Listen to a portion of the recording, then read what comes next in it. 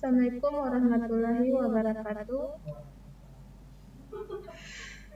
Baiklah, di sini saya akan menjelaskan prediksi kasus COVID-19 menggunakan kecerdasan buatan. Baik, prediksi jumlah kasus COVID-19 di Indonesia menggunakan AI. Dilihat dari literatur prediksi kasus COVID-19, sebagian besar menggunakan model matematika dan epidemiologi. Kasus COVID-19 di Indonesia 4.552 yang terkomunikasi 55.274 kasus aktif, 3.884 sembuh, 14.933 meninggal dunia. Berikut sumber data untuk penelitian prediksi COVID-19 di Indonesia. Yang pertama, sumber data kasus COVID-19 di Indonesia yang tersedia secara publik. Yang kedua, sumber data kasus COVID-19 secara global yang dihimpun oleh Johns Hopkins University Center for Systems Science and Engineering. Berikut data prediksi kasus COVID-19 di Indonesia. Sumber data yang digunakan pada penelitian berasal dari @walcovid. Data yang diambil berfokus pada kasus kumulatif harian yang terkonfirmasi positif, sembuh, meninggal, dan pasien dalam perawatan atau kasus aktif. Data yang digunakan adalah kasus sejak 2 Maret 2020 hingga 7 November 2020. Metode AI untuk prediksi. Yang pertama, jadi kalau kita lihat AI itu cakupnya sangat luas. AI itu ada yang berbasis pengetahuan dan ada yang berbasis pembelajaran. Yang kedua, AI yang berbasis pembelajaran itu ada di machine learning dan deep learning. Machine learning sendiri itu metode bermacam-macam. AI itu pada intinya untuk kasus prediksi itu mensimulasi kemampuan intelijen manusia untuk melakukan pembelajaran atau reasoning, penalaran atau prediksi. Jadi, dia akan mencari pola-pola untuk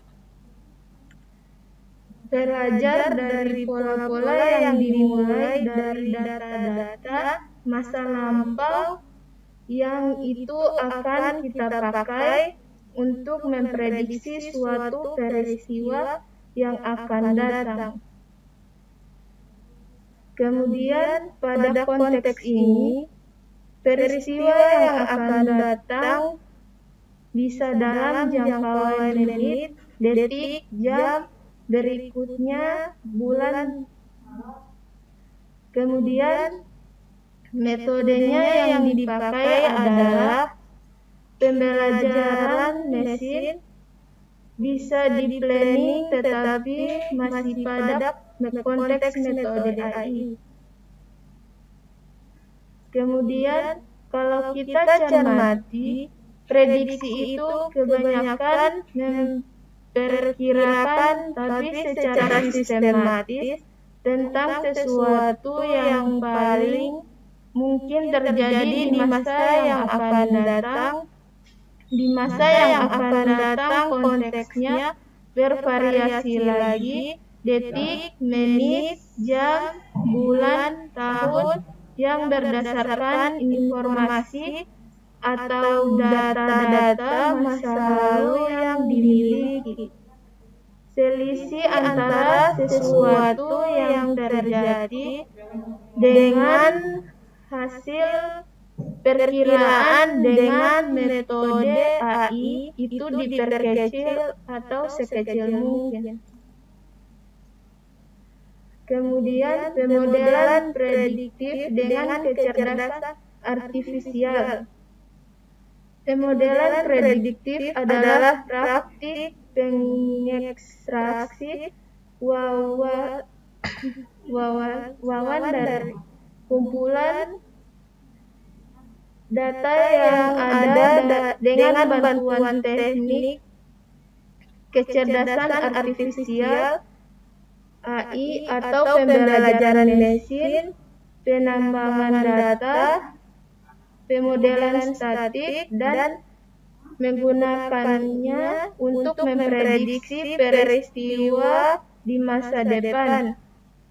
Kecerdasan artifisial dapat dipandang sebagai seperangkat alat untuk membuat model prediktif kita.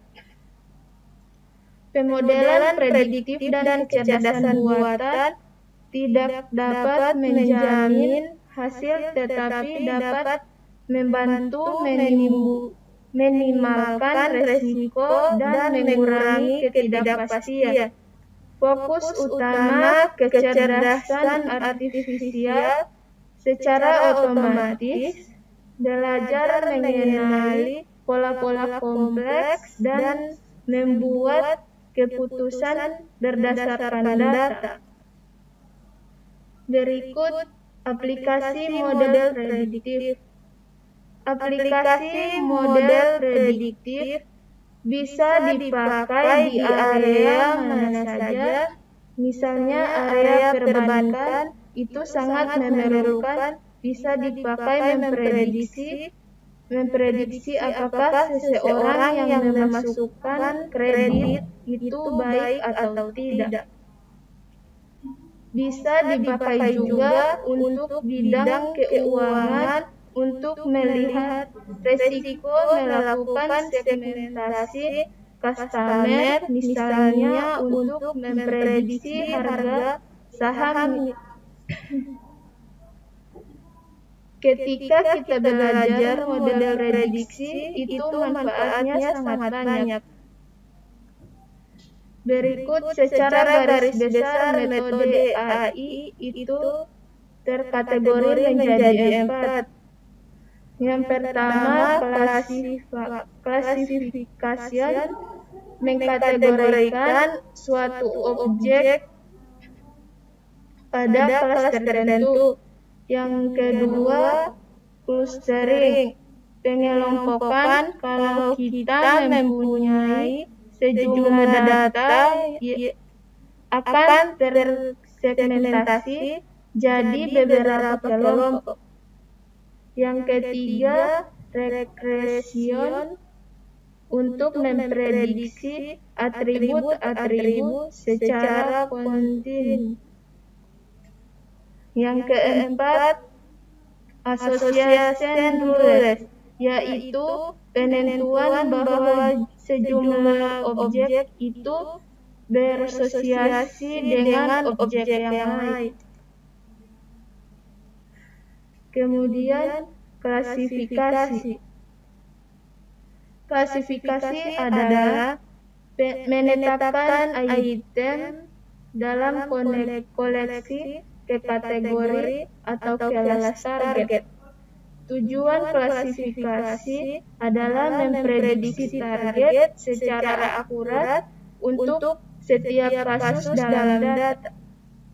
Misalnya, Model klasifikasi dapat digunakan untuk mengidentifikasi pemohon pinjaman risiko sebagai kredit rendah, menengah, atau tinggi. Contoh bank memprediksi pelanggan mana atau pemohon pinjaman yang beresiko atau nama yang aman. Kemudian regresi.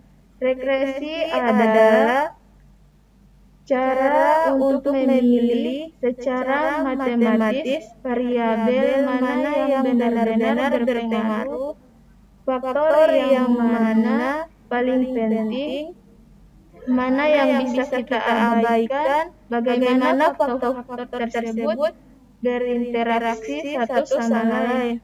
Kemudian untuk memprediksi penjualan masa depan suatu perusahaan berdasarkan kondisi ekonomi saat ini. Kemudian untuk membandingkan pengaruh variabel yang diukur pada skala yang berbeda, seperti pengaruh perubahan harga dan jumlah kegiatan promosi. Aturan asosiasi penambangan, aturan asosiasi atau association meaning. Aturan asosiasi digunakan untuk membantu dalam pengelompokan silang berdasarkan data input.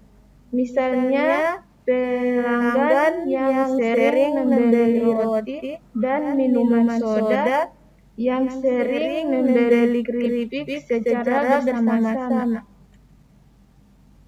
Berikut penerapan metode.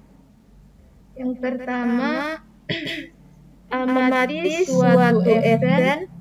Yang kedua, kembangkan model atau hipotesis yang membuat prediksi untuk menjelaskan peristiwa tersebut. Yang ketiga, uji prediksi dengan data. Yang keempat, amati hasilnya. Yang kelima, merevisi model. Yang keenam, ulangi sesuai kebutuhan. Yang ketujuh, model hipotesis yang berhasil menjadi teori ilmiah. Klaster penularan COVID-19 di Indonesia. Klaster COVID-19 yaitu penamaan sekumpulan kasus penyakit menular akibat virus corona yang terhubung oleh suatu peristiwa atau lokasi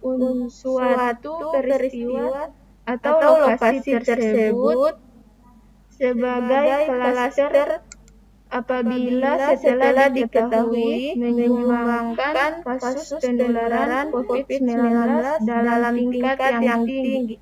Di Indonesia, beberapa klaster terbesar penularan atau penyebaran COVID-19 antara lain: yang pertama klaster Goa, yang kedua klaster Bandung, yang ketiga klaster Cimahi, yang keempat klaster Semarang, yang kelima klaster Surabaya. Klaster COVID-19 berdasarkan lokasi kejadian.